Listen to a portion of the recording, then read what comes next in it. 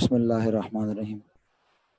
Okay students, class start करते हैं। बिस्मिल्लाहिर्रहमानिर्रहीम। रब्बिश्रह ली सदरी व यस्सिर ली अमरी वहलुल उक़दतम मिन लिसानी यफ़क़हू क़ौली या मुक़ल्लिबल क़ुलूबि सब्बित क़ल्बी अला दीनिक। अस्सलामु अलैकुम to all my dear students. वालेकुम अस्सलाम व रहमतुल्लाहि व बरकातुहू टू ऑल। आज वो बच्चे जो मेरे साथ ऑनलाइन पढ़ रहे थे, अब तक फिज़िकली यहाँ मौजूद हैं, मैं उनको दिल की गहराइयों से वेलकम करता हूँ और उम्मीद करता हूँ कि उन्हें फिज़िकल में यकीनन 5 to 10% बेहतर महसूस होगा। लेकिन चाहे 5% बेहतर महसूस हो, 10%, 20% अच्छा लगे फिज़िकली आके पढ़ना, आपको इस वक्त के तकाजे के मुताबिक जो इस वक्त हालात हैं, जो अभी कोविड की वजह से एक दूसरी लहर आने का इम्कान है और आई भी है दुनिया में, आपको अपने आप को एडजस्ट करना पड़ेगा। आपको अपने आप को रेडी रखना पड़ेगा कि खुदा ना खास्ता अल्लाह ना करे अगर वापस जाना पड़ता है, लॉकडाउन होता है, तो आप इस ऑनलाइन पढ़ने के अंदाज को अडॉप्ट ही रखेंगे और इसमें एडजस्ट करने की कोशिश करेंगे। क्योंकि आपको अगर एक वीक यहाँ पढ़कर बड़ा मज़ा आता है, अच्छा लगता है, आप कहते हैं फिजिकल में तो डिस्ट्रैक्टर्स भी नहीं है, तो ऐसी सूरत में जब नेक्स्ट वीक आप अपने घरों पर बैठकर पढ़ेंगे तो फिर आपको मुश्किल का सामना होगा। फिर आपको लगेगा कि नहीं भाई, पढ़ाई नहीं हो रही। कुछ बच्चे तो यकीनन इतना ज्यादा फोकस्ड थे और हैं कि भाई वो ऑनलाइन हो या फिजिकल दोनों तरह से पढ़ रहे थे। बहुत सारे बच्चे काम भी कर रहे थे, नोटबुक भी मेंटेन कर रहे थे। लेकिन बहरहाल लास्ट वीक जब बच्चे आए तो आपने देखा, आपने सुना, जब मैं क्लास ले रहा था तो मैंने कुछ बच्चों पे गुस्से का इजहार किया कि मैं एक्सपेक्ट कर रहा था कि उनके काम हुए हुए होंगे, उनकी नोटबुक बहुत अच्छी मेंटेन हुई हुई होंगी, बट उनकी नोटबुक वैसी नहीं थी। तो मैं बहुत शौक हुआ था कि भाई इतना अच्छा रिस्पॉन्स देने वाली क्लास और फिर वो किस तरह से बगैर काम की आ गई मेरे पास। तो मैं उम्मीद करता हूँ कि आप जब इस चैप्टर पे काम करना शुरू करेंगे, आगे बढ़ेंगे, तो आप भरपूर साथ देंगे और अगर कोई चीज़ समझ नहीं आएगी तो इस फिजिकल फॉर्मेट में आकर चीज़ों को ज़्यादा अच्छा समझ कर जाएंगे। और जो लोग अपने घरों पर ऑनलाइन बैठे हैं उनसे भी एक बात शेयर कर लेता हूँ, वो भी गौर से सुन लें। मेरे दिमाग में ये ऑप्शन भी आया और मैं तमाम क्लासेस से फीडबैक भी ले रहा हूँ। तो अभी मैंने पूछा सेकेंड ईयर C3 के स्टूडेंट से, जाहिर सी बात है इसमें कोई बुरा नहीं मानिएगा और इसको पर्सनल नहीं लीजिएगा आप लोग, वो मेरे साथ 1 साल गुजार चुके हैं। अल्हम्दुलिल्लाह आप भी मेरे उतने ही चहीते और लाडले हैं जितने वो हैं। लेकिन आपको ऐसा ना लगे इसलिए मैंने कहा कि बुरा ना मानिएगा, पर्सनल ना लीजिएगा। मैं उनसे भी ओपिनियन लेता हूँ, आपसे भी लेता हूँ। तो वो ज़रा ज़्यादा इजीली, वो ज़्यादा कंफर्ट जोन में है मेरे साथ। अभी आप थोड़ा सा तकल्लुफ करते होंगे, शायद आप सोचते होंगे सर गुस्सा ना हो जाए, और बिल्कुल ऐसा होता है, एकदम टीचर के साथ क्लोजनेस नहीं होती। तो उन्होंने मुझे फीडबैक ये दिया, उन्होंने कहा सर ऑनलाइन और फिजिकल में 19-20 का फर्क है। फिजिकल 20 आउट ऑफ 20 है और ऑनलाइन 19 आउट ऑफ 20 है। यानी ऑनलाइन वैसा, और कुछ बच्चों ने तो ऑनलाइन के बिल्कुल ही खिलाफ होगा। उन्होंने कहा भाई हमारे घर पे तो बड़ी प्रॉब्लम होती है, कभी कोई आ रहा है, कभी कोई जा रहा है, कभी बैल बज रही है, बड़े मसले मसाइल हैं। ये सब मसले मसाइल हमारे घरों पर भी थे, लेकिन मैनेज कर रहे थे ना।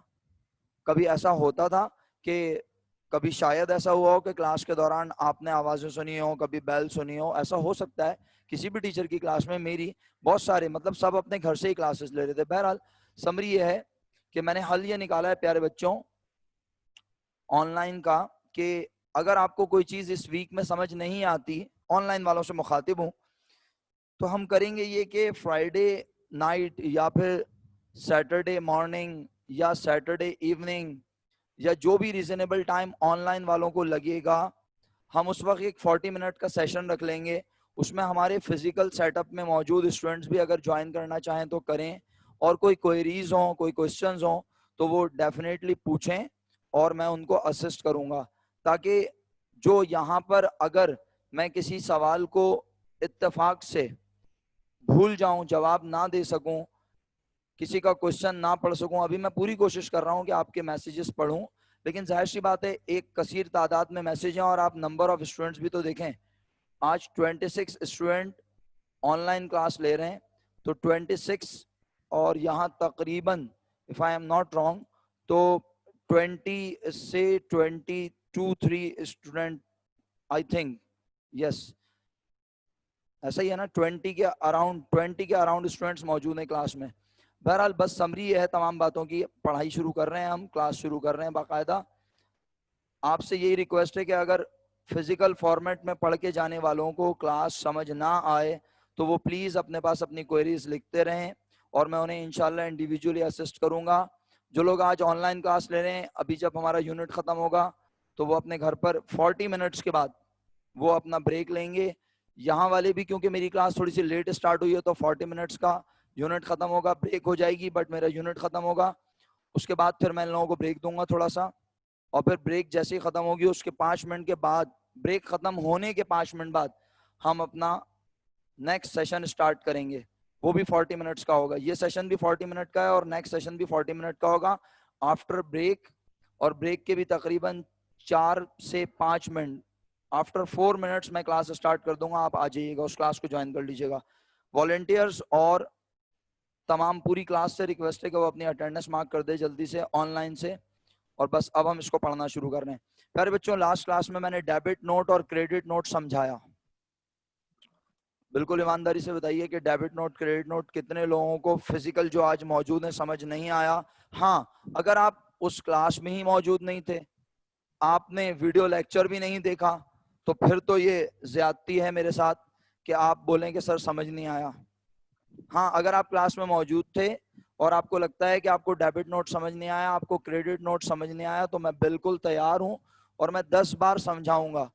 लेकिन आप उस क्लास में मौजूद थे और समझ नहीं आया तो डेफिनेटली आप मुझसे पूछें, मैं बताने को तैयार हूं। ऑनलाइन में तो मेरे पास रिस्पांस अभी मैं देख लेता हूं क्या आ रहा है। अभी अटेंडेंस मार्क कर रहे हैं सब लोग, जल्दी अटेंडेंस मार्क कर दें जरा। ये कुछ फॉर्मेट बनाए थे मैंने, डेफिनेटली जब आप अपने घरों पर थे तमाम लोग तो आपने ये फॉर्मेट देखे होंगे। परचेज जर्नल का फॉर्मेट है, purchase return and allowance journal का फॉर्मेट है, और इस फॉर्मेट में मैंने नोट नंबर के साथ स्लैश लगा के क्या लिखा हुआ है, डेबिट नोट। तो अब ये डेबिट नोट क्या होता है, मैंने इसकी पूरी पूरी साइकिल बताई थी कि आखिर इसका नाम डेबिट नोट क्यों है। अब आप बोले मैं डेबिट नोट को रिपीट करूं या फिर क्रेडिट नोट आज डिफाइन करूं, डेबिट नोट ऑटोमेटिकली याद आ जाएगा, क्योंकि मैंने क्रेडिट नोट पे बात नहीं की थी, सिर्फ डेबिट नोट पे बात की थी। क्रेडिट नोट पे मैंने जस्ट गो थ्रू किया था और मैंने कहा था बस ये क्रेडिट नोट इसके अगेंस्ट है। तो एक काम करते हैं हम लोग, हम क्रेडिट नोट पे थोड़ा सा बात कर लेते हैं, बिल्कुल ठीक है, और फिर डेबिट नोट आप में से किसी से पूछ लेंगे फिजिकल सेटअप में जो आज मौजूद है। और इस तरह आप क्लास में पार्टिसिपेट भी कर लेंगे, थोड़ा सा आपका कॉन्फिडेंस बिल्ड होगा यकीनन। हमने परचेज जर्नल और परचेज रिटर्न जर्नल। हरमैन, आपके पास कोई क्वेश्चन है? हरमैन,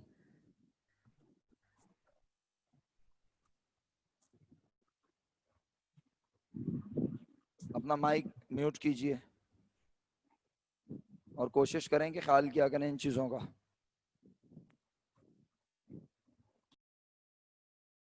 थैंक यू। तो बच्चों, purchase return and announce journal का फॉर्मेट बना हुआ है। उसके बाद और कौन से फॉर्मेट हैं हमारे पास?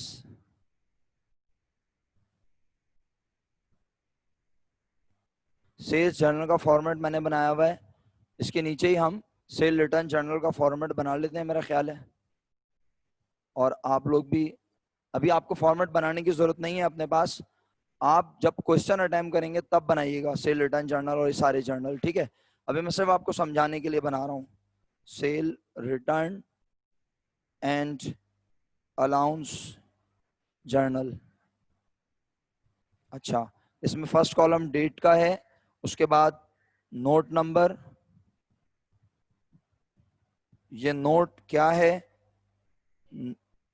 बिल्कुल नोट नंबर का दूसरा नाम है क्रेडिट नोट, और क्यों है इस पे अभी बात करूंगा। इस क्लास में ना लाइट बहुत डिस्टर्ब करती है वो सारी, लेकिन चलें बहरहाल कोशिश करते हैं कि जितना अच्छा पढ़ा सकते हैं पढ़ाएं। अच्छा, credit note, name of customer, posting reference और अमाउंट। चलिए कोशिश करते हैं क्रेडिट नोट को थोड़ा सा समझाएं, आप साथ देंगे तो बहुत अच्छा होगा। कोशिश करें, पार्टिसिपेट करें। और मास्क को वक्तन फवक्तन ज़रूरत के तहत थोड़ी देर के लिए रिमूव करके सांसें बहाल करें, लंबी लंबी आहें भरना चाहें तो भरें ताकि आप नॉर्मल रहें। क्योंकि मैंने 2 दिन मुस्तकिल मास्क लगा के रखा, बच्चों को और अपने आप को दोनों को, यानी यहाँ जो बच्चे बैठे हुए थे उन्हें, लेकिन यकीन करें ये उसी का असर है कि आवाज़ अभी तक सही नहीं हो रही है। बहरहाल आहिस्ता आहिस्ता उम्मीद है इंशाल्लाह ठीक हो जाएगी, हालांकि मैं मेडिसिन वगैरह भी ले चुका हूँ। प्यारे बच्चों, सेल का मतलब याद दिलाएं सबसे पहले क्या होता है। आप लोगों से पूछ रहा हूँ, कोई भी कह सकता है, परेशानी की कोई बात नहीं, आप टेंशन ना लें। देखें जाहिर सी बात है, आप फिजिकल सेटअप में आए हैं तो थोड़ा सा टाइम तो लगेगा एडजस्ट होने में, और अगर आप गलत जवाब देंगे तो खुदा ना खास्ता मैं किसी को भी फांसी पे नहीं लटकाऊंगा। और इज्जत और जिल्लत देने वाली जात तो अल्लाह की है, आपका भाई तो सिर्फ वसीला है, मैं तो सिर्फ जरिया बनूंगा। इज्जत और जिल्लत तो अल्लाह देता है ना, मैं तो सिर्फ कोशिश करूंगा कि आपकी इज्जतों में इजाफे करूं। ठीक है, तो बताएं आपके ख्याल में अकाउंटिंग के स्टूडेंट के मुताबिक सेल का मतलब क्या होता है? सिर्फ बेचना? क्या ये अकाउंटिंग के स्टूडेंट कह रहे हैं? बस बोलना है, साथ साथ बोलना है। क्या बेचना? मर्चेंडाइज बेचना। ओके जी, इन लोगों की भी आवाजें अब निकलनी शुरू हो रही हैं माशाल्लाह। चलें, मर्चेंडाइज बेचना, तो मर्चेंडाइज किस किस तरह से बेच सकते हैं? कैश पर और क्रेडिट पर। तो मेरे बच्चों, जब हम उधार पे सामान बेचते हैं तो किसे बेचते हैं? कस्टमर को। कस्टमर वो जिसे हम सामान बेचते हैं। बायर नहीं बोलना, बदतमीजी होती है, हुजैफा इंसान बन जाओ। बायर नहीं बोलते, बुरी बात। हमारे लिहाज से वो क्या होता है? कस्टमर। जिसे हम सामान बेचते हैं वो कस्टमर। तो कस्टमर को सामान जब हम उधार पर बेचते हैं तो अब हमने उससे पैसे ले लिए, हमें उससे पैसे, तो हमारे पास क्या आया? कुछ नहीं आया। कस्टमर ने सामान लिया और उठा के भाग गया और हम भी पीछे पीछे भागते रहे? नहीं, बल्कि कस्टमर ने सामान लेके हमसे किया जुबानी। उसका अंग्रेजी में नाम है ट्रेड ट्रेड रिसीवेबल। अगर कोई अकाउंट रिसीवेबल कह रहा है तो मुझे यकीन करें एलर्जी नहीं है बिल्कुल, क्योंकि मैं BIE के भी पढ़ाता हूं, मैं सब जगह एडजस्ट कर लेता हूं अल्हम्दुलिल्लाह। तो आप जो भी नाम लेंगे मुनासिब है, लेकिन आपको अपने बोर्ड के मुताबिक चलना है। ओके, तो ट्रेड रिसीवेबल क्या होता है हमारा? राइट तो होता है, लेकिन जब हम बात करते हैं अकाउंटिंग के कॉन्टेक्स्ट में तो trade receivable is asset of the business, right. तो इसका मतलब है जब हमारे पास वो राइट आया ट्रेड रिसीवेबल का पैसे लेने का, तो वो राइट ट्रेड रिसीवेबल एसेट है। और एसेट इंक्रीज हो रहा है या डिक्रीज? क्यों इंक्रीज हो रहा है? क्योंकि हम उधार पर सामान बेच रहे हैं और हमारे पास पैसे लेने का राइट आ रहा है। एसेट इंक्रीज हो तो हमेशा डेबिट। आप लोगों को मेरे मॉनिटर देखने से परेशानी तो नहीं हो रही? इसी तरह पढ़ा रहा था मैं उन लोगों को भी, ठीक है। और जाहिर सी बात है मैं यहाँ भी देखूंगा, वरना जब आप अगले वीक यहाँ बैठे हुए होंगे इधर, तो फिर आप लोग बुरा मानेंगे कि मैसेज नहीं देख रहे। तो दोनों को साथ साथ लेके चलेंगे इंशाल्लाह। तो इसका मतलब है रिसीवेबल हमारे पास आता है, एसेट बढ़ता है, और एसेट बढ़े तो डेबिट। ओके, तो जो सामान हमने कस्टमर को बेचा, क्या जरूरी है कि सारा का सारा सामान बिल्कुल एक्यूरेट हो, और उस जब वो सामान अपने ऑफिस अपने गोडाउन लेके पहुंचे तो वो क्या हाँ सब ओके है? हाँ, ऐसा भी हो सकता है, जरूरी नहीं है। लेकिन अगर कुछ सामान डिफेक्टिव है, सब स्टैंडर्ड है, तो वो सामान क्या करेगा? वो सामान कस्टमर हमें वापस करेगा। अब जब कस्टमर हमें सामान वापस करेगा तो बहुत ध्यान से सुनना है सबने, बहुत ध्यान से, क्योंकि मैं दोनों के पर्सपेक्टिव बयान कर रहा हूं। याद रखना, आम तौर पर तुम सब जानते हो कि जब हम अकाउंटिंग पढ़ते हैं तो हम सिर्फ किसका एक्शन देखते हैं? बिजनेस का। किसके बिजनेस का? हमारे बिजनेस का। लेकिन अभी मैं सामने वाले बिजनेस के लिहाज से भी बोलूंगा। क्यों? क्योंकि वो एक डॉक्यूमेंट बना कर देगा और उसके अगेंस्ट में हम एक डॉक्यूमेंट बना कर देंगे, ठीक है। तो आपकी पूरी तवज्जो चाहिए होगी मुझे। मेरे बच्चों, जब कस्टमर को हमने सामान बेचा था, when we sell goods to customer, we make a document, we make a bill, we make a invoice. उस इनवॉइस में डिटेल होती है, बताया था ना, उस इनवॉइस में डिटेल होती है, कब सामान बेचा, किसे बेचा, क्या नाम है, क्या डिटेल है इनवॉइस की, कितने रुपए का माल है, कितने अरसे में हमें पैसे मिलेंगे, ये सारी डिटेल होती है। ओके, तो अब काम की बात यह है कि जब कस्टमर हमें सामान वापस करेगा लाकर, 1 लाख रुपीस का सामान हमने उसे सोल्ड किया था, और जब उसमें से वो 5,000 का सामान हमें लाके वापस करेगा, तो क्या वो हमें बिल लाके देगा वही जो हमने उसे बनाया था, और बोलेगा भाई इसमें चूना लगा के इसको 95 कर दो? चूना समझते हैं ना आप? बोले तो वाइट हो, आपका कौमी खेल है ना, तो बोलेगा इसको 95 कर दो? नहीं, बल्कि वो कहेगा भाई मैंने आपको 1 लाख रुपीस देने थे as per promise, but because मैं रिटर्न कर रहा हूं 5,000 की गुड्स, तो मैं अब आपको 5,000 रुपीस पे नहीं करूंगा। तो वो अपनी लाइबिलिटी को, उसके लिहाज से बात कर रहा हूं, तवज्जो रखिएगा प्लीज। वो कौन? वो कौन? कस्टमर। ऑनलाइन वाले जिंदा हैं, वेरी गुड। कस्टमर अपनी लाइबिलिटी को क्या करेगा?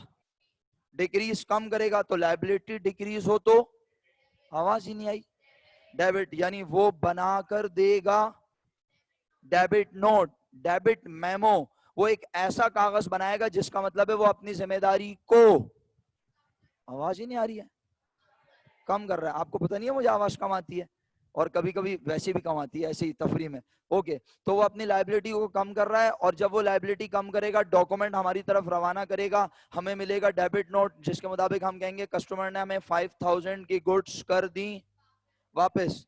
तो हम कहेंगे ओके, वो जो हमारे पास राइट था कितना रुपए का? 1 लाख का। अब वो राइट भी 1 लाख रुपीस का रहा, हमारे पास से 5,000 रुपीस लेने का राइट ऑटोमेटिकली चला गया। लेकिन हम उसे जब तक कोई डॉक्यूमेंट इशू नहीं करेंगे, तो वो बिल 1 लाख का तो वैसे ही नजर आएगा ना। तो हम 1 लाख के बिल पे कोई करेक्शन नहीं कर रहे, बल्कि हम भी उसके डेबिट नोट के बदले में, उसके डेबिट नोट के अगेंस्ट हम उसे एक डॉक्यूमेंट इशू करेंगे, और वो डॉक्यूमेंट का नाम होगा, सर क्यों क्रेडिट नोट क्यों होगा? जरा साथ दीजिएगा। जब उसने हमसे प्रॉमिस किया था, ट्रेड रिसीवेबल हमारे पास आया था ना, नेचर एसेट थी ना, और एसेट बढ़ा था तो, और अब हमारे पास से वो राइट जा रहा है, और रिसीवेबल एसेट कम हो तो हमेशा, कम हो तो हमेशा, तो इसका मतलब है हम उसे कौन सा नोट बना के दें? Credit note. नहीं समझ आया? तकल्लुफ करेंगे तो कोई फायदा नहीं होगा, क्योंकि जब आप तकल्लुफ करते हैं तो आप भूखे रह जाते हैं, आपका पेट नहीं भरता। कहीं शादी वादी में जाना हो और आप तकल्लुफ करें तो नुकसान आपका होता है। जी फरमाइए। आप अगर इजीली मास्क रिमूव कर सकते हैं तो कर लें, वरना मुझे आवाज नहीं आएगी। यस,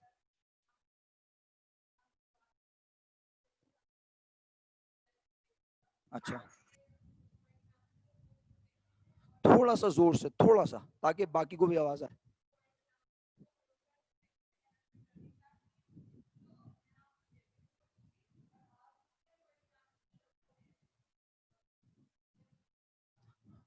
मैं सप्लायर हूं आपके लिए। बिल्कुल सही है, बिल्कुल ऐसा ही है। ठीक है, ओके। तो देखें, आप जब इस बात को समझ सकते हैं, ऑनलाइन वाले तो तकल्लुफ करते ही नहीं है ना, क्योंकि वो तो नजर ही नहीं आ रहे, तो उन्हें कोई फर्क ही नहीं पड़ता। वो तो कुछ भी लिख के भेज देते हैं, नहीं समझ आया फिर समझाए इंसान, फिर नहीं समझ आया फिर समझाए। ये फिजिकल वाले अभी तकल्लुफ करेंगे, ये सोचेंगे अबे पूछूंगा पता नहीं क्या बोलेगा, अचानक ये ना बोले, कहाँ दिमाग है तुम्हारा।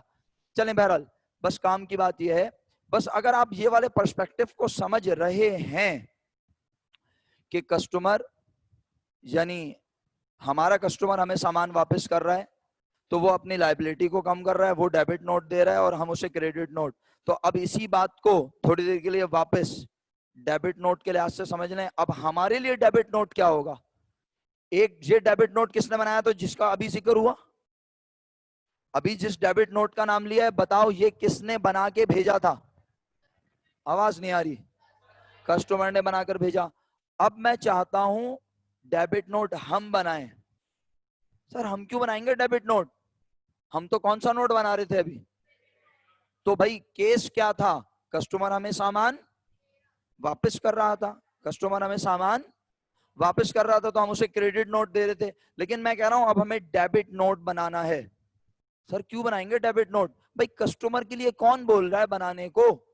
क्या हम सिर्फ सामान बेचते ही बेचते हैं?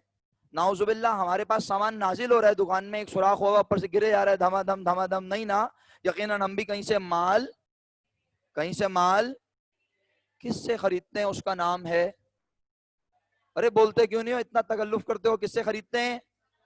सप्लायर। वेरी गुड, एक्सीलेंट, जीते रहो, खुश रहो अपने अपने खर्चों पे। तो भाई सप्लायर से माल खरीदते हैं, तो सप्लायर से जब माल खरीदा होगा तो उससे भी किया होगा हमने, बोलोगा हाँ हाँ हम आएंगे, बहुत सारे पैसे लाएंगे, उधार पे खरीदा होगा ना, तो उसने बोला हाँ हाँ तुम आ जाना और पैसे ले आना, तो हमने उससे किया प्रॉमिस, हमारी लायबिलिटी में हुआ, लायबिलिटी बढ़े तो हमेशा क्रेडिट। क्या क्रेडिट नोट बना दिया? नहीं नहीं, अभी तो हमने उससे माल खरीदा है, उसने हमें बनाकर भेजी होगी इनवॉइस, बिल, जिसमें सामान की डिटेल लिखी होगी कि हमने उससे ये चीजें खरीदी हैं। आप सब जिंदा है ना, समझ आ रहा है? ओके। तो अब जब हमें सप्लायर ने बिल बनाकर भेजा, सामान भी हमारे पास डिलीवर हो गया, हमारे ऑफिस आ गया, हमारे गोडाउन में आ गया, तो उसके बाद हमने सामान चेक किया, उसमें से कुछ सामान खराब है, अब हम वो सामान सप्लायर को कर रहे हैं रिटर्न, वापस। तो अब सोचिए, जब हम वापस करेंगे तो इस बार डॉक्यूमेंट अब हमें बनाना पड़ेगा ना। पहले हमने डॉक्यूमेंट बनाया था अगेंस्ट में, क्योंकि कस्टमर ने हमें कौन सा नोट भेजा था, तो हमने बनाया था। अब हम सप्लायर को एक डॉक्यूमेंट भेजेंगे कि हमने आपका माल आपको कर दिया। किसको माल वापस किया? सप्लायर को। तो सप्लायर को पैसे देना थी हमारी, आवाज ही नहीं आ रही, तो अब हम अपनी लायबिलिटी को करेंगे कम, और इसके लिए जो नोट बनाएंगे उसका नाम होगा डेबिट नोट। समझ आया? अब हम डेबिट नोट बना रहे हैं, पहले डेबिट नोट कौन बना रहा था और हम उसे बदले में दे रहे थे, लेकिन सप्लायर को हम बना के देते हैं, बोलो क्या? आवाज नहीं आई। सप्लायर को हम बना के देते हैं डेबिट नोट, क्यों? क्योंकि हम अपनी लायबिलिटी को करते हैं कम, और सप्लायर हमें बना के देता होगा क्रेडिट नोट, क्योंकि वो अपने एसेट को कर लेता है कम। F16 तो नहीं उड़ गया? सब लोग समझ गए अल्हम्दुलिल्लाह? फिजिकल वाले सारे नॉर्मल हैं? नहीं वैसे तो आप हैं ही सर नॉर्मल, इसमें कोई शक नहीं है, मैं वैसे ही पूछ रहा हूँ। अच्छा, हाँ हाँ, ऑनलाइन वाले तो बहुत ही नॉर्मल है माशाल्लाह, आपकी तो सर मैं तारीफ करूं। चलें, शुक्रिया। सर जी जी हुजैफा, मुझे पता था आप कुछ ना कुछ पूछेंगे। सर वो मैं पूछ रहा था कि अगर एसेट डिक्रीज होगा तो क्रेडिट नोट होगा, और अगर लाइबिलिटी डिक्रीज होगी तो डेबिट नोट होगा, जी मतलब। सर, आजकल यही रूल चल रहा है हमारी तरफ, एसेट ठीक है। डिक्रीज हो तो क्रेडिट, लायबिलिटी डिक्रीज हो तो डेबिट। सर ठीक है और कोई सर। फरमाइश? नहीं सर, नहीं, कोई थैंक यू। ट्रैक प्ले करूं आपके लिए? नो नहीं? No sir. चलें सर, आगे बढ़ते हैं फिर। शुक्रिया बहुत बहुत आपका, इसी तरह हंसते मुस्कुराते रहिए। ये वाला फॉर्मेट भी डिस्कस हो गया, बाकी कॉलम मेरा ख्याल है बताने की जरूरत नहीं है। जब कस्टमर हमें सामान वापस करेगा तो हम उसका नाम लिख लेंगे, डिटेल्स लिख लेंगे, फर्दर ये किस बुक में पोस्ट होगा और उसकी अमाउंट यहाँ लिख लेंगे, ठीक है। अच्छा, अब 4 फॉर्मेट डिस्कस हो चुके हैं, हम आज वक्त जाया किए बगैर एक क्वेश्चन की तरफ जाएंगे। मैं आपको सॉल्व क्वेश्चन दिखाऊंगा, आपके बुक में एक सॉल्व क्वेश्चन मौजूद है। इस सॉल्व एग्जाम्पल को समझने में शायद ये 40 मिनट का सेशन और इसके बाद के 40 मिनट्स का सेशन भी कम पड़े, लेकिन बहरहाल अगर आपका रिस्पांस अच्छा होगा तो मैं डेलिब्रेटली तो स्लो नहीं करूंगा ना क्लास को। अगर आप अच्छा रिस्पांस देंगे, मुझे लगेगा ऑनलाइन वाले भी मुकम्मल तौर पे जिंदा है, तो मेरी कोशिश होगी कि मैं थोड़ा सा फास्ट फॉरवर्ड ट्रैक पे चलूं। ओके, अटेंडेंस तो हो चुकी है ना भाई? ऑनलाइन अटेंडेंस हो चुकी है आप लोगों की? Okay, thank you. चलें, क्योंकि कुछ लोगों ने अभी ज्वाइन की है क्लास, तो मैंने कहा बता दूं। हाँ, बस जिसकी रह गई उसे मुबारक हो, बहुत बहुत, एब्सेंट हो गया वो।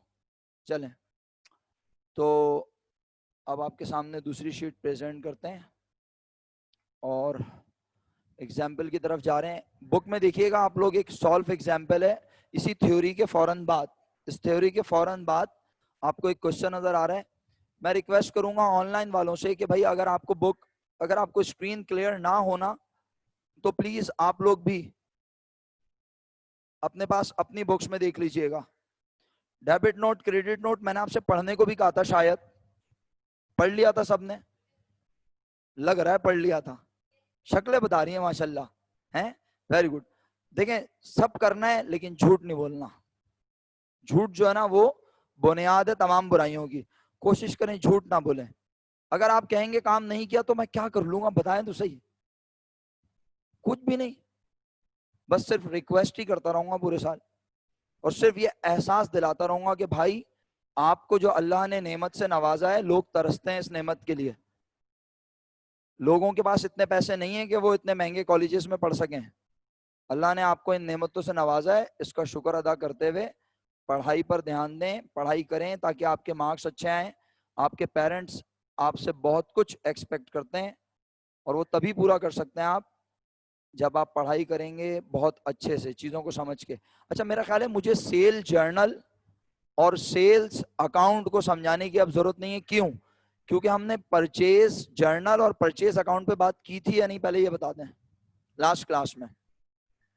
मुझे तो याद है, लेकिन मैं आपसे सिर्फ कंफर्म करता रहता हूँ कि आप में से जो ऑनलाइन सेटअप में मौजूद थे, मैंने आपसे कहा था घर से पढ़ लीजिएगा, और अगर कोई कंफ्यूजन हो तो हम इसे डिस्कस करेंगे। तो क्या आप लोगों ने अपने घरों पर खुद परचेज अकाउंट और परचेज जर्नल इसे पढ़ लिया था?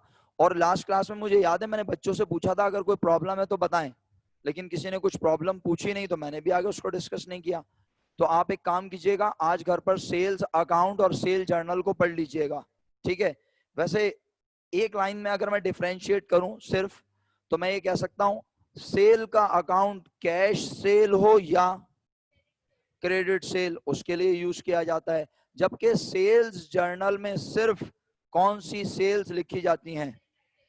क्रेडिट सेल लिखी जाती हैं। इसी तरह और भी चीजें हैं, अब आप उसे देखिएगा। मैं आगे बढ़ता हूं ताकि क्वेश्चन हम डिस्कस करें थोड़ा जितना आज की क्लास में हो सकता है।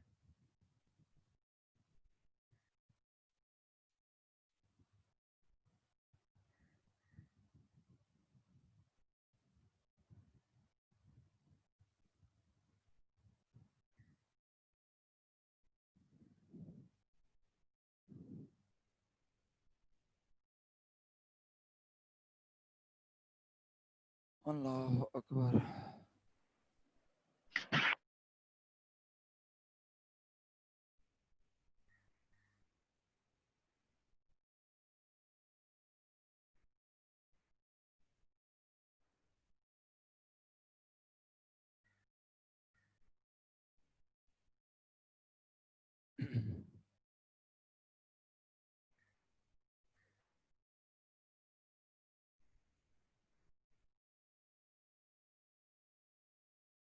To see practical question.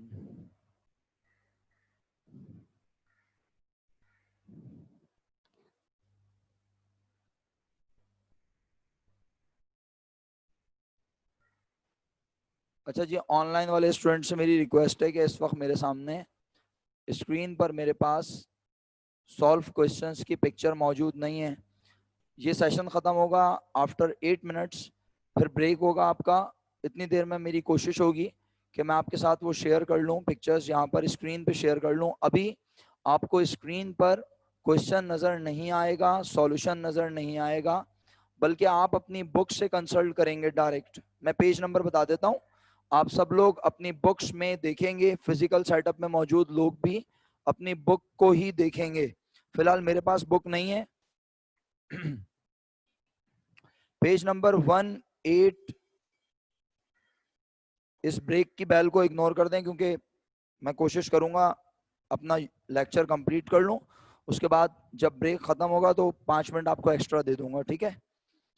क्योंकि 40 मिनट्स का सेशन है जूम पे, वो खत्म हो जाएगा तो फिर हम आपको ब्रेक देंगे। अच्छा, क्वेश्चन 1 है, पेज नंबर 183 है। अगर आप गौर से देखें तो purchase journal, purchase return and allowance journal लिखा हुआ है, और बेतहाशा ट्रांजैक्शंस लिखी हुई नजर आ रही हैं। आप तमाम लोगों से अदब से रिक्वेस्ट है, प्लीज अपनी बुक्स में क्वेश्चन को देखें, वरना कोई फायदा नहीं होगा। अभी स्क्रीन पे क्वेश्चन शो नहीं हो रहा और उसका सॉल्यूशन भी शो नहीं हो रहा। कुछ ट्रांजैक्शंस हैं, हम ट्रांजैक्शंस को पढ़ेंगे, और आज जब हमने ये देख ही लिया क्वेश्चन के इनिशियल स्टेप में कि परचेज जर्नल बनाना है और purchase return and announce journal, तो अब थोड़ा सा सवाल को फर्दर पढ़ रहा हूं। आप लोग फिजिकल वाले भी साथ दीजिएगा, कोई चीज समझ नहीं आए पूछिएगा। Following transactions were completed by Al Noor traders during January 2005, और फिर जनवरी 1 से लेके जनवरी 30 तक ट्रांजैक्शंस मौजूद हैं। और फिर रिक्वायर्ड में कहता है प्रिपेयर, बनाओ, तैयार करो। क्या बना के दिखाओ? परचेज। और परचेज जर्नल के आगे एक पेज नंबर लिखा हुआ है। आपने सबसे पहले जर्नल बनाना सीखा। जर्नल का आपको कभी कोई पेज नंबर गिवन ही नहीं था। गिवन नहीं था तो लिखा भी नहीं। अच्छा, इत्तेफाक की बात है आपने कैश बुक भी बनानी सीख ली, लेकिन कैश बुक में भी कभी पेज नंबर का जिक्र नहीं आया। अगर आता तो हम लिखते, लेकिन अब परचेज जर्नल में आज वो कह रहा है परचेज जर्नल जो बनाओगे इसका एक पेज नंबर होगा। सर पेज नंबर का मतलब क्या है? अगर आप ये सवाल कर रहे हैं तो पेज नंबर का मतलब ये है कि जब हम प्रैक्टिकल लाइफ में परचेज जर्नल मेंटेन करते हैं तो डेफिनेटली परचेज जर्नल एक पेज पे बन के खत्म नहीं हो जाता। आप सब ये बात बहुत अच्छे से जानते हैं कि परचेज जर्नल बनाते ही क्यों है। जब किसी बिजनेस में ट्रांजैक्शंस, परचेज ऑन क्रेडिट की ट्रांजैक्शंस बहुत ज्यादा हो तो हम उन ट्रांजैक्शंस को एक पर्टिकुलर प्लेस पर जमा करने के लिए परचेज जर्नल बनाते हैं। तो परचेज जर्नल बेतहाशा पेजेस पर मुश्तमिल होता है। अब अगर हम उसके पेज नंबर डिसाइड नहीं करेंगे तो फ्यूचर और रेफरेंसिंग नहीं करेंगे तो फ्यूचर में उन पेजेस को एक्सेस करना या उन पेजेस पर आकर चीजों को ढूंढना हमारे लिए मुश्किल हो जाएगा। तो प्रैक्टिकल लाइफ में यहां चाहे पेज नंबर हो या ना हो, नो प्रॉब्लम, लेकिन प्रैक्टिकल लाइफ में पेज नंबर होता है। इसी तरह एक बात और कहता हूं, शायद आप में से कोई बच्चा जानता हो, शायद ऑनलाइन वाले भी मेरी बात बड़े ध्यान से सुन रहे हैं, एडिशनल है लेकिन बड़े काम की बात है। ये जो कैश का अकाउंट हम बोलते हैं, बैंक अकाउंट बोलते हैं, ट्रेड रिसीवेबल बोलते हैं, प्रीपेड बोलते हैं, furniture, building, machinery, trade payable, salary payable, capital, drawing, rent expense, purchases, salaries expense, advertising expense, ये जितने अकाउंट हम बोलते हैं, आपको पता है प्रैक्टिकल लाइफ में इस हर अकाउंट का एक नंबर होता है। प्रैक्टिकल लाइफ में अगर जी अकाउंट नंबर होता है। जिस तरह आप बैंक में अकाउंट खोलते हैं तो अकाउंट आपके नाम पर खुलता है, लेकिन उसका एक नंबर होता है। वो नंबर उसकी आइडेंटिटी होती है। बेसिकली सिर्फ नाम आइडेंटिटी नहीं होता, क्योंकि एक नाम के भी बहुत सारे अकाउंट हो सकते हैं। तो प्रैक्टिकल लाइफ में जब अकाउंटिंग परफॉर्म करेंगे, कभी जिंदगी में देखेंगे, या आपके पेरेंट्स, आपके फादर कहीं बिजनेस में किसी या अपना बिजनेस है या वो कहीं जॉब करते हैं, चार्टर्ड अकाउंटेंट हैं, तो वो आपको ला के चार्ट ऑफ अकाउंट दिखा सकते हैं। चार्ट ऑफ अकाउंट क्या होता है? हेड ऑफ अकाउंट्स, जो मैंने आपको बचपन में पढ़ाया था SLO 1 में, जिसमें मैंने बताया था एसेट में ये सारी चीजें आती हैं, लायबिलिटीज में ये सारी चीजें आती हैं। तो हर अकाउंट का कोई ना कोई नंबर होता है। आई होप आपको पेज नंबर की थोड़ी सी लॉजिक क्लियर हो गई। बेफिक्र रहें, इतनी आसान बात पे कोई MCQ नहीं आने वाला, लेकिन पेज नंबर क्या है ये मेरा फर्ज था बताना। उसके बाद आगे देखते हैं, कह रहा है परचेज जर्नल बनाओ और purchase return and allowance journal बनाओ, और दोनों के पेज नंबर दिए हुए हैं। अब बात यह है कि पेपर में आपको क्या लगता है, अब हमें तो पेपर की प्रिपरेशन इस तरह करनी है ना कि पेपर में हमारे पास परचेज जर्नल बनाने को नहीं आएगा, ना परचेज रिटर्न जर्नल बनाने को आएगा। तो हमें हमेशा पढ़ते हुए अपना नुक्ता नजर कुछ ऐसे रखना है कि भाई अगर पेपर में ये सवाल आया तो किस तरह से MCQ बन सकता है। वो आपको 4 ट्रांजैक्शन दे देगा, 3 ट्रांजैक्शन दे देगा, 5 ट्रांजैक्शन दे देगा डिफरेंट, और उसमें से जो मेजॉरिटी ट्रांजैक्शंस एक नेचर की होंगी उनको पूछेगा कि ये कौन से जर्नल में रिकॉर्ड होनी चाहिए। जो ज्यादा होंगी, तो आपको अगर ये पता ही नहीं है कि कौन सी ट्रांजैक्शन किस जर्नल में रिकॉर्ड होनी चाहिए, तो फिर आप MCQ को आंसर तो नहीं कर सकेंगे, फिर तो तुक्का ही लगाएंगे। इसका मतलब है आपको पहचान होनी चाहिए, बहुत अच्छी ग्रिप होनी चाहिए। जरा मुझे बताएं प्लीज, आप जो यहाँ मौजूद हैं, इंडिविजुअली भी बताना चाहें बता सकते हैं, बट अगर सब लोग बताना चाहें तो बताएं एक आवाज में। परचेज जर्नल में कौन सी ट्रांजेक्शन रिकॉर्ड होती हैं जिसमें हम मोस्ट इंपॉर्टेंट क्या खरीदते हैं? क्या खरीदते हैं? मर्चेंडाइज। आवाज नहीं आ रही मुझे। मर्चेंडाइज खरीदते हैं, और किस पर खरीदते हैं? यानी अगर हमने फर्नीचर खरीदा तो फिर लिखना, बोल ही नहीं रहे आप, चुप हैं। अगर हमने फर्नीचर खरीदा तो लिखना है, अगर बिल्डिंग खरीदी तो लिखनी है। क्यों? क्योंकि वो हमारा एसेट है और हम सिर्फ फोकस कर रहे हैं किसे? मर्चेंडाइज को। और इसी तरह अगर मर्चेंडाइज कैश पे खरीदी तो उसे लिखना है, उसे भी नहीं लिखना, क्योंकि वो कैश पे खरीद रहे हैं, वो कौन सी बुक में जाएगा, कौन सी बुक में जाएगा सोच के, कैश बुक में जाएगा मेरा बच्चा। हर वो ट्रांजैक्शन जिसमें क्या इन्वॉल्व हो जाए, कैश, वो कैश बुक में जाती है। तो अगर मेरी बात क्लियर है आपको तो हम बात फर्दर आगे कर सकते हैं। अब यहाँ ट्रांजैक्शन है, जो 1-2 मिनट बाकी है उसमें जरा ट्रांजैक्शन पढ़ लेते हैं और देख लेते हैं कौन से ट्रांजैक्शन कहाँ जानी चाहिए। सॉल्यूशन जो नीचे बना हुआ है ना, वो किसी को नजर नहीं आ रहा, ये कमाल है मेरा। क्या आपको नीचे सॉल्यूशन बना हुआ नजर आ रहा है? नहीं है, लेकिन नजर, बस ये टेक्नोलॉजी है अल्हम्दुलिल्लाह, कभी गरूर नहीं किया भाई। सही है। आप अगर ये बोलेंगे सर ये कौन सा तरीका है पढ़ाने का, तो सही है, मैं यहाँ बनाना शुरू कर देता हूँ। आधी से ज्यादा क्लास का फोकस किस पे होगा? छपाई, धमाधम। अरे भाई अल्लाह ने एक फैसिलिटी दी है, किताब, हम उसको समझ रहे हैं। मैं ये थोड़ी कह रहा हूँ देखो ऐसे बना हुआ है, ऐसे बनाएंगे, यूं लाइनें बनाएंगे। अरे भाई मैं कोशिश कर रहा हूँ कि क्या, कैसे, किस तरह है, एक एक चीज एक्सप्लेन कर रहा हूँ। अगर समझ आ गई, आप काम करने के काबिल हो जाओगे। और मेरा और हर टीचर का एम यही है कि हम आपको काम करने के काबिल बनाएं। हम बेशक हम आपको एमसीक्यूज के लिहाज से प्रिपेयर करेंगे, लेकिन इसका ये मतलब नहीं है कि आपने जिंदगी भर अब एमसीक्यूज ही अटेम्प्ट करने हैं। आपको डेफिनेटली प्रैक्टिकल लाइफ में अकाउंटिंग करनी है। आपने आगे जाके सॉफ्टवेयर डेवलपर के साथ बैठ के उसे बताना है कि भाई जर्नल, परचेज जर्नल ऐसा होता है, इसका फॉर्मेट ऐसा डिजाइन करो। ये भी तो मुमकिन है कि आपको फ्यूचर में बैठ के किसी बिजनेस का अकाउंटिंग सिस्टम डिजाइन करवाना पड़े। आपके पेरेंट्स से आपसे बैचलर्स करने के बाद कहें कि बेटे जरा अपने बिजनेस का वो जो है ना अकाउंटिंग सिस्टम डिजाइन करवाओ, बनवाओ। तो अब सॉफ्टवेयर डेवलपर को अगर आप यही ना बता पाए कि परचेज जर्नल का फॉर्मेट क्या है, सर गूगल बाबा है ना, गूगल बाबा, तो गूगल पे